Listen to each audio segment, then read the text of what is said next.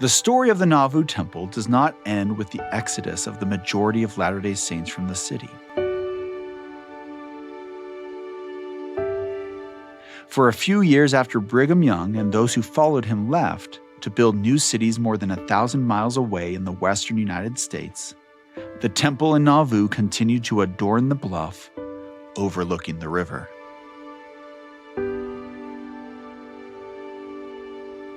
Perhaps you have wondered what becomes of a temple when most of the people who built it are forced to flee. Under such circumstances, what do you do with such a sacred and special building? The history of the Nauvoo Temple from 1846 to its ultimate demolition in 1865 is simultaneously fascinating and tragic. It includes an attempted sale, a fire, a planned renovation, and a tornado. The fate of the original temple in Nauvoo, that's what we're talking about in this episode. This is the Nauvoo Temple, a Joseph Smith Papers podcast. And I'm your host, Spencer McBride.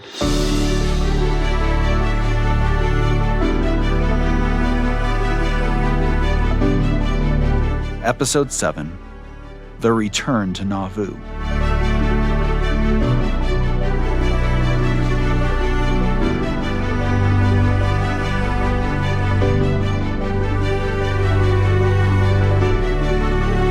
In my conversation with Alex Smith, a historian on the Joseph Smith Papers, he told me about a document he came across in his research, and I think his reaction to it epitomizes how so many who helped build the temple in Nauvoo must have felt in 1846. I think the saddest physical document that I've ever run across is a newspaper advertisement selling the Nauvoo Temple when the saints know that they're about to leave. It's printed in a local paper, and it's titled, just as a notice, Temple for Sale. And it says, this building is admirably suited for religious or literary purposes. And I think it's just so sad to think these people have spent their lives for the last half dozen years trying to build this building. They've put their blood, literally sweat and tears into building it. People have died during the construction process. They've worked one day in 10. They've donated things like pencils and dogs and Book of Mormons as tithing to help build it. And yet they're being forced to leave it behind them as they move west. The advertisement was genuine too. With so few options as the main body of the church was on its way out of the United States, the church decided to try to sell the Nauvoo Temple and charged a committee with the task. It's tragic in a sense because we know how much that building meant to the saints. But in another sense, it was a pragmatic decision because the church knew that circumstances had made it so they could no longer operate and protect the temple as they had intended to do.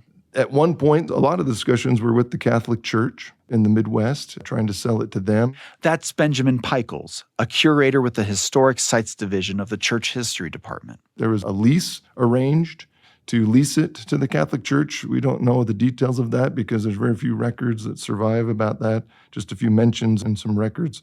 There were advertisements in the newspaper that the trustees that Brigham Young had left behind to take care of the disposition of all the church's property in Nauvoo. Nothing really panned out. The sale of the temple became even more difficult after tragedy struck. On October 9th, 1848, early in the morning, about 3 o'clock in the morning, those few Latter-day Saints, well, a few hundred that were left behind, noticed the temple was on fire. The spire of the temple had burst into flames. Some accounts say that before the sun rose that morning, all of the wood elements of the temple had been consumed by fire. And that was most of the temple, right? Everything other than the 4 main stone walls that were out of limestone, all of that was destroyed by fire. Most people believe that was an arsonist's doing. Now a shell of its former self, the temple became a less valuable asset to sell. But eventually, the committee found a group that was interested. A few years later, there was a group, the Icarians, that had emigrated from France and first ended up in northeastern Texas. And after not succeeding in establishing a settlement there, they ultimately landed in Nauvoo. And they acquired the temple, what was the remains of the temple, the burned out shell, if you will.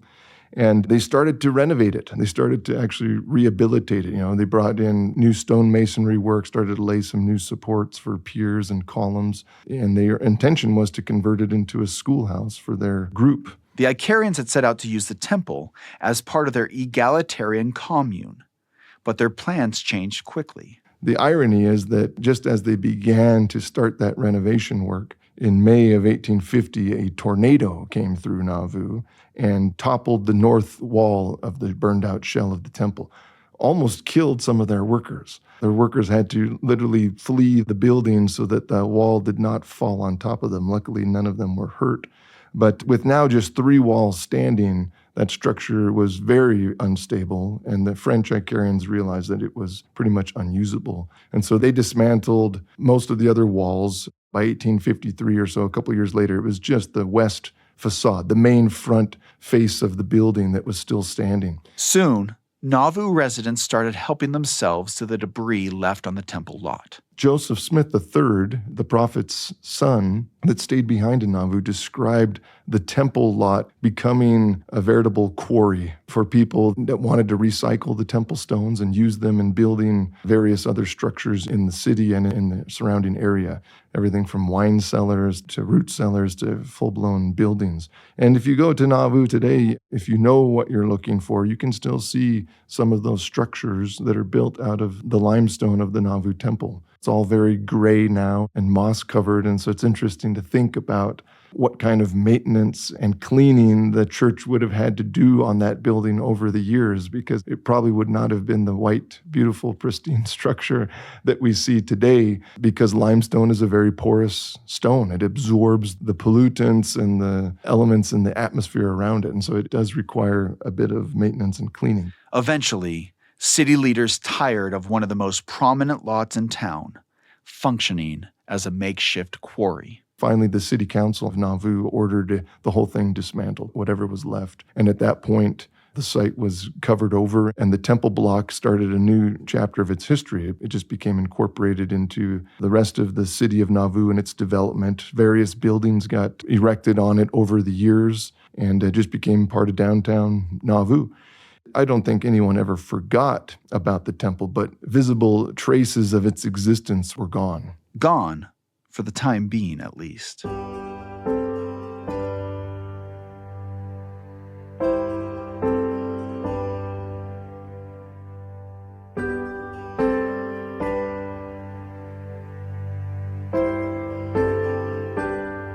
Many, if not most of you who are listening to this podcast, likely know what ultimately happens.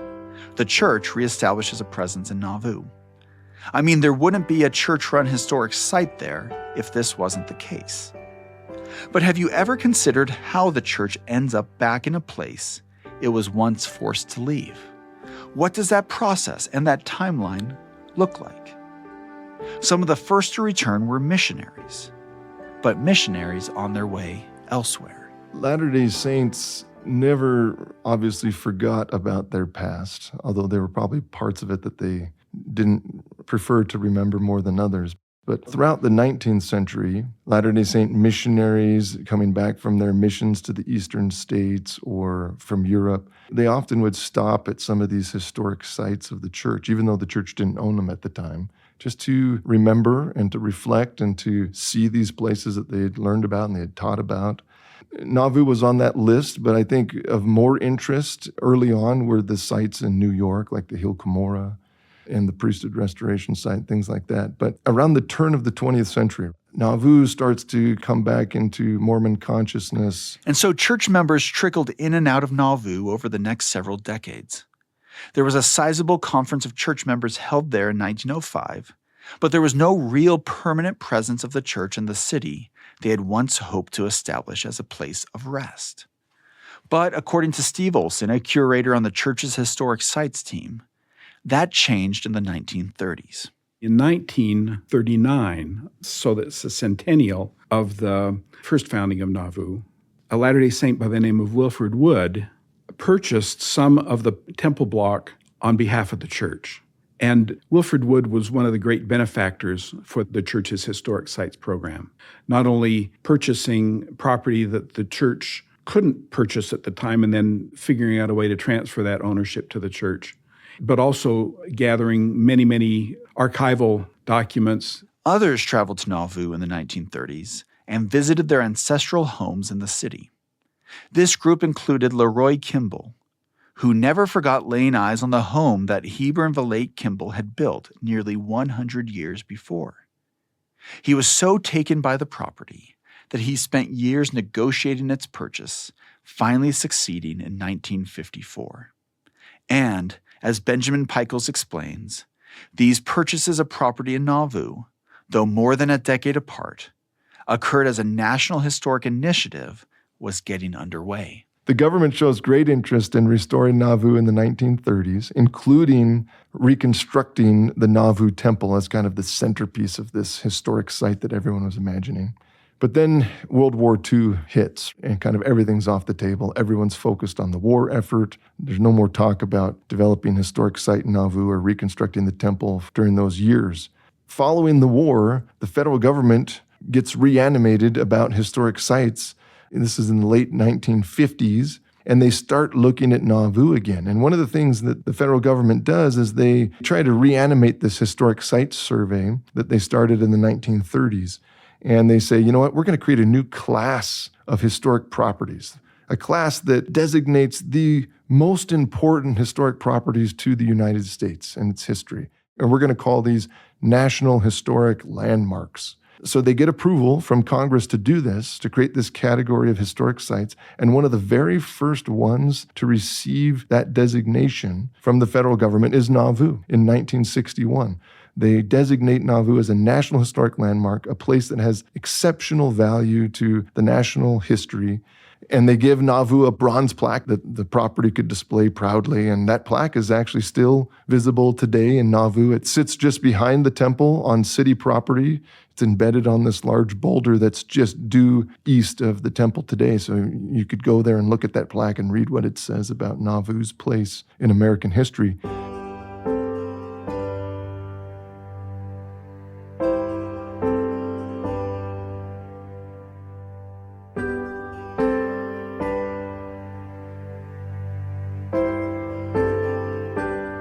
One unintended consequence of this government interest in helping to restore Nauvoo and to advertise it as a site of national historic interest was that officials unwittingly stirred up tensions between the Church of Jesus Christ of Latter-day Saints, headquartered in Salt Lake City, Utah, and the reorganized Church of Jesus Christ of Latter-day Saints, which is now known as Community of Christ, headquartered in Independence, Missouri.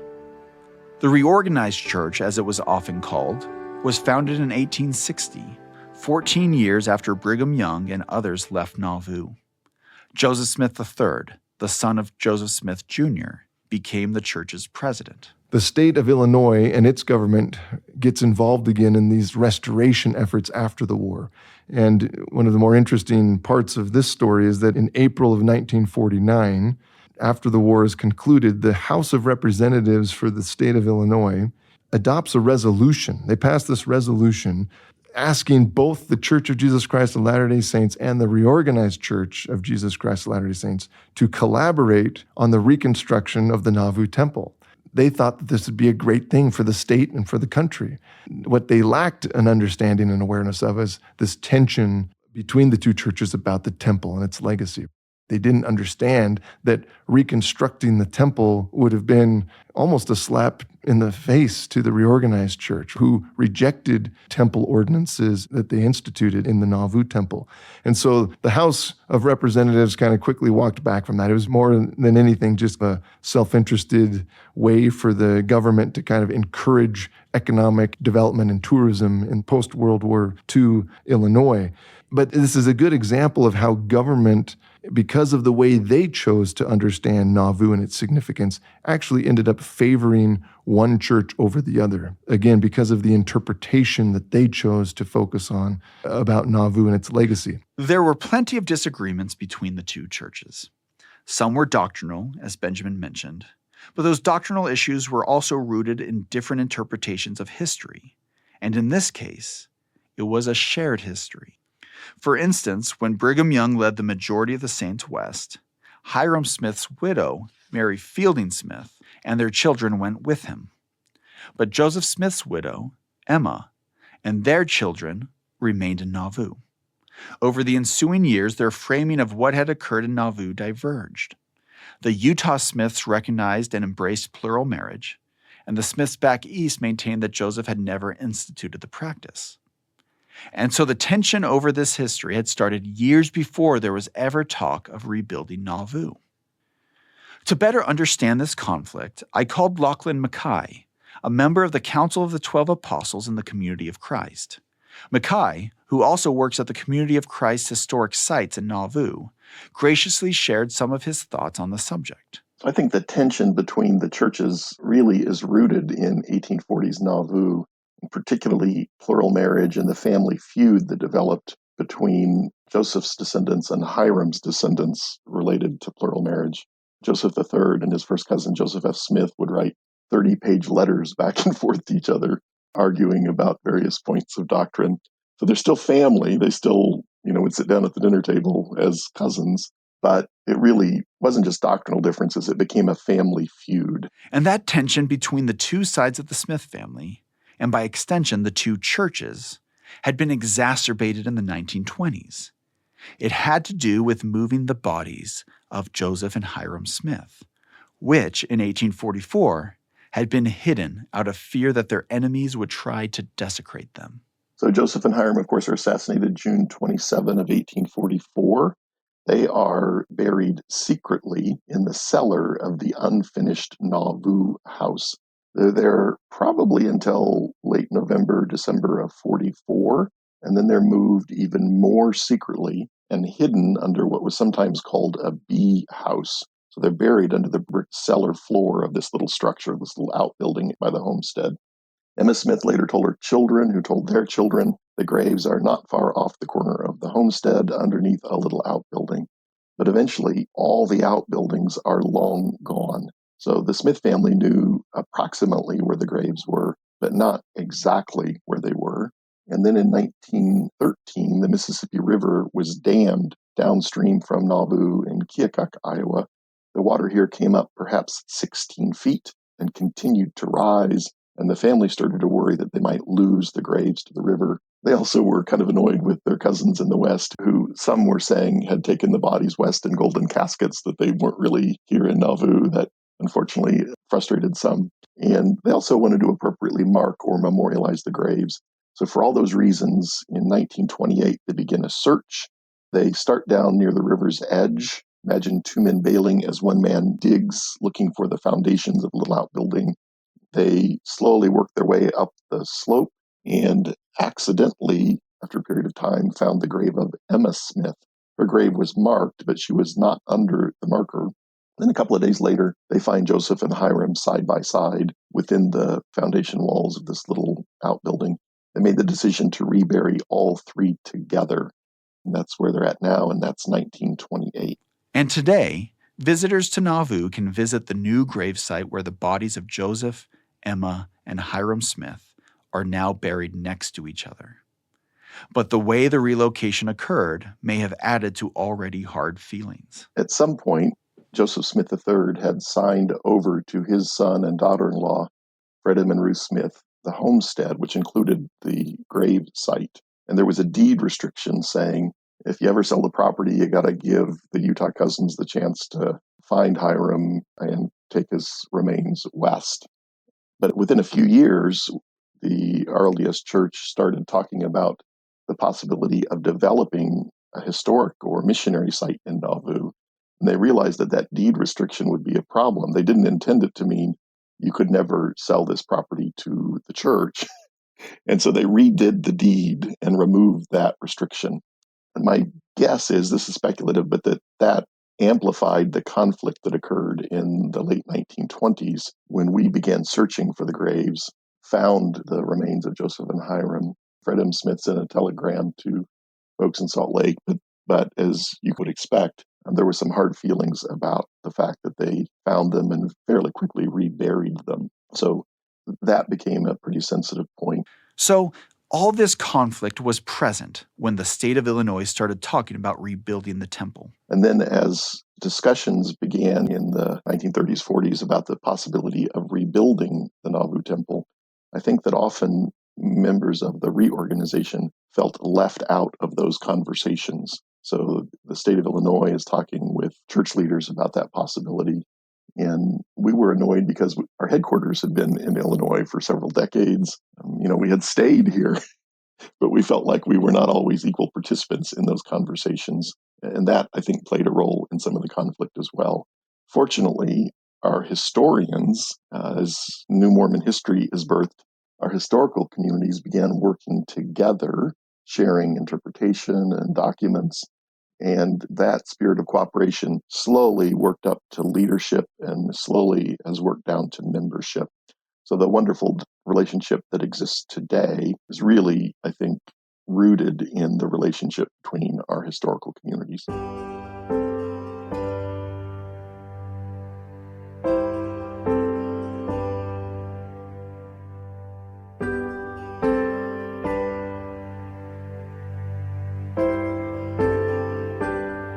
But in the 1950s and 1960s, the tension between the Church of Jesus Christ of Latter-day Saints and the reorganized church was still present. And so both groups largely worked separate from each other in their respective efforts to restore Nauvoo's historic buildings. The reorganized church focused their efforts on buildings in the southwestern section of the city, such as Joseph Smith's homestead, the Nauvoo Mansion, and the Nauvoo House. The Church of Jesus Christ of Latter-day Saints focused on purchasing and restoring the ancestral homes of church members throughout the rest of the city. But they also had plans for the temple block. In 1962, the Church of Jesus Christ of Latter-day Saints approved the creation of Nauvoo Restoration Incorporated, or NRI, and Leroy Kimball became the organization's first president. Kimball, and many others who had an interest in Nauvoo's history, set to work restoring what properties they could. Many involved with NRI hoped to model Nauvoo after colonial Williamsburg, a historic village in Virginia that serves as a living history museum where visitors can experience what life was like in 17th century Virginia. Could Nauvoo similarly convey what it was like to live there in the 1840s? The establishment of NRI was a major step forward in restoring Nauvoo, and an archaeological excavation that started that same year was even more exciting. D.F. Green, a Latter-day Saint graduate student at Southern Illinois University, oversaw that year's excavation. Then, in 1965, J.C. Harrington, a renowned scholar of historical archaeology, and his wife, Virginia Harrington, joined in the efforts. The Harringtons worked on the excavation of the Nauvoo Temple and several other sites in the city for several years. And as Benjamin Pickles explains, the result was exciting for the interpretation of what the temple meant to the people who built it in the 1840s. By the time it was all over, by 1969, the entire temple floor plan had been exposed and stabilized and rehabilitated as a tourist site so that tourists could come and see the original foundation walls of the temple. They could see the original well that was in the basement of the temple that fed the baptismal font that was there. Even some of the original brick flooring was still intact that they had uncovered. And the Harringtons, with Nauvoo Restoration Incorporated, developed the site at that point as a major tourist destination for those visiting Nauvoo. And they would interpret the significance and the history of the temple for those that were visiting in the late 60s and into the 1970s and beyond.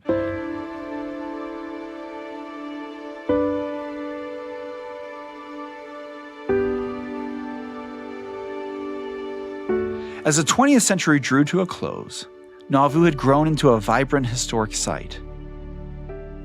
Tens of thousands of people visited the city each year. They could tour dozens of historic buildings, restored to be as good as old, or to look as close as possible to the way they did in the 1840s. For buildings that no longer stood, visitors could often see remnants of their foundations. This included the temple. But then, In April 1999, at the conclusion of the church's annual General Conference, President Gordon B. Hinckley rose to speak. His talk only lasted for a few minutes, but it would forever change the history of Nauvoo. And that's where we'll pick up the story in the next and final episode of the Nauvoo Temple, a Joseph Smith Papers podcast.